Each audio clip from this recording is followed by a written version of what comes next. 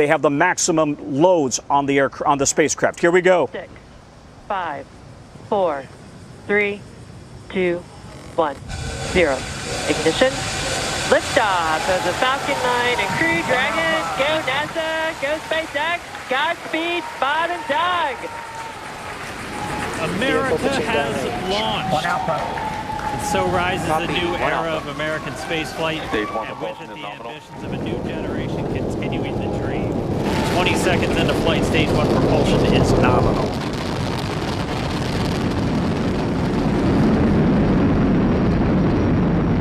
T plus 30 seconds into this historic mission. Flying crew on board Dragon and Falcon 9, and look at them go! Falcon power telemetry nominal. M1D throttle down. We're throttling down to get ready for the period of maximum dynamic pressure. We're in the throttle bucket. Reports say all systems are go. Vehicle is supersonic. We've exceeded Mach 1 on the Falcon 9.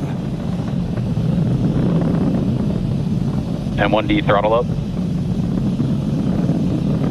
We're throttling back up to full power as we're through max Q. Copy, 1 Bravo. And we heard that 1 Bravo call out. That's just the second abort zone that they're in. They'll continue to be on this until the first stage has done its job and they switch over to the second. At this point, Bob and Doug pulling about 2.3 Gs, 2.3 times the Earth's gravity, already moving at over 1,500 miles per hour. We've heard the call out for 17,000 miles per hour. Listen, this has been a spectacular liftoff so far. It really harkens back to the Apollo days with the thunder and the roar and the buildings here at the Kennedy Space Center rumbling. Watch that countdown clock at 2 minutes and 38 seconds. MECO, main engine cutoff. That's going to be a critical moment as we listen into SpaceX. Astronauts into orbit. Coming up in about 20 seconds. M1D throttle down.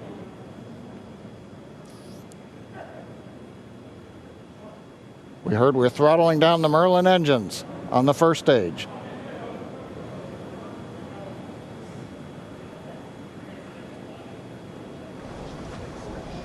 And we have MECO.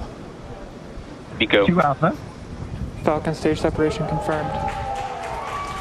Copy, 2 Alpha. Critical moment there, MECO. Main engine cutoff from the first stage of the rocket now separating, allowing the second stage to continue along with the Dragon at 17,000 miles per hour, headed for the International Space Station. Jose, this could not have gone better. It has been absolutely picture perfect so far. They've got a 19-hour journey to the space station.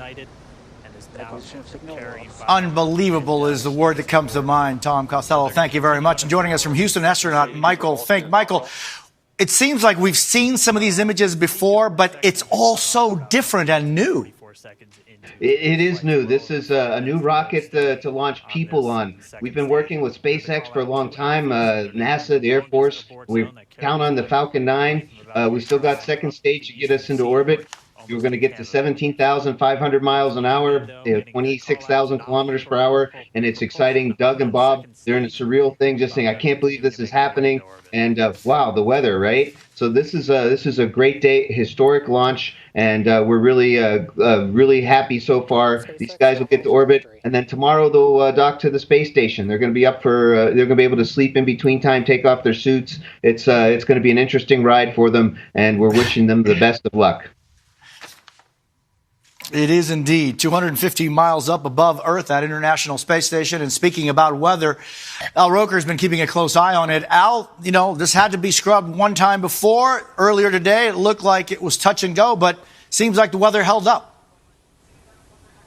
It did, and just barely, Jose. I mean, the idea of course, the problems that they could have had. Take a look. You can see there are lightning strikes all around. But as we zoom in closely and then go to the live radar, you can see just to the west of Launch Pad 39A, we've got some thunderstorms. Well, look at this. It's basically, they need a 12-mile radius. They do not launch if lightning is observed within 12 miles. Well, that one lightning strike area is just about 14 miles away. Thunderstorm anvil clouds within 12 miles, they didn't have that.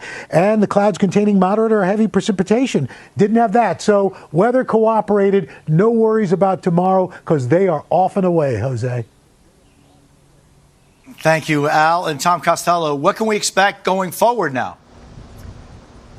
Docking with the International Space Station tomorrow morning. Again, it's a 19-hour journey. And here's what's really fascinating. They don't know how long this mission will last. It could be 1 to 4 months. That depends on how well this rocket shakes out, how well the spacecraft shakes out, how well the rocket performs, how well it docks with the International Space Station. But this is all part of the plan now to turn this part of NASA's mission, getting to low Earth orbit, turn that over to the private sector, like SpaceX, like Boeing, while NASA focuses on going long and deep. In other words, back to the moon and to Mars eventually. That could be 4 years away at the earliest, could be longer than that to get to the moon and then to Mars. But listen, that's the ultimate mission now of NASA. So to have this under its belt, this picture-perfect launch with a private company, SpaceX, performing so far right on the dot, and with 2 American lives on the line, this could not have gone better today. Tom Costello, thank you very much. American astronauts now on their way to that International Space Station on this historic flight. We'll have full details tonight on NBC Nightly News, as well as complete coverage of the protests across the country following the death of George Floyd in Minneapolis on Monday while in police custody. I'm Jose Diaz-Balart reporting. We'll return you now to NBC Sports coverage of the French Open. Again, we will have much more tonight on NBC Nightly News. Thank you.